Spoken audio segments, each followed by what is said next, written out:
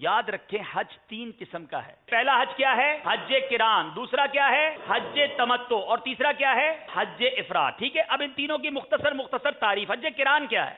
حج قران سب سے افضل ہے اور قرآن کرنے والا، حج قران کرنے والا قارن کہلاتا ہے. اچھا، اس میں عمرہ اور حج کا احرام ایک ساتھ باندھا جاتا ہے.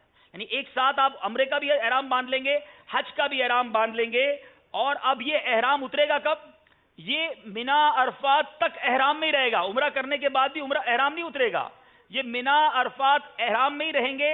اس کے بعد جب یہ رمی کریں گے، رمی کرنے کے بعد قربانی کریں گے، پھر حلق کروائیں گے، اس کے بعد ان کا احرام اترے گا. یہ مشکل ہے.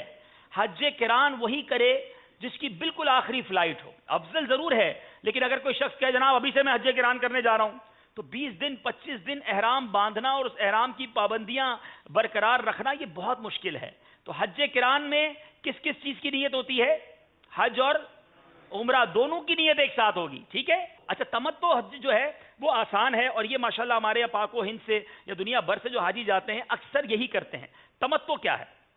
حج تمتع کرنے والا متمتع کہلاتا ہے. تھوڑا مشکل ہے.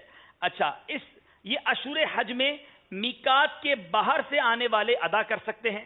مثلا پاک و ہند سے جانے والے عموماً تمتع ہی کرتے ہیں. اس میں آسانی رہتی ہے کہ اس میں ہم جب یہاں سے احرام باندھتے ہیں نا، یہ عمرے کا احرام باندھتے ہیں، اور عمرہ کرنے کے بعد احرام کھول دیا جاتا ہے. اس کے بعد جب حج کے لیے منا جاتے ہیں پھر احرام باندھا جاتا ہے، وہ حج کا احرام کہلاتا ہے.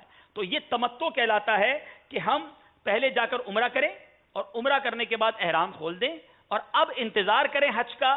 جب حج کے دن آئیں تو اب ہم احرام پہنیں گے، اور وہ عمرے کا احرام ختم ہو چکا تھا، اب یہ حج کا احرام ہوگا، اور یہ حج تمتع کہلائے گا. اچھا، تیسرا حج ہے اور وہ کہلاتا ہے حج افراد.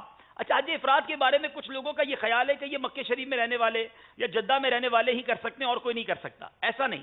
حج افراد والے پاکستان سے والے بھی کر سکتے ہیں، لیکن حج افراد میں ڈائریکٹ حج کا احرام باندھا جائے گا.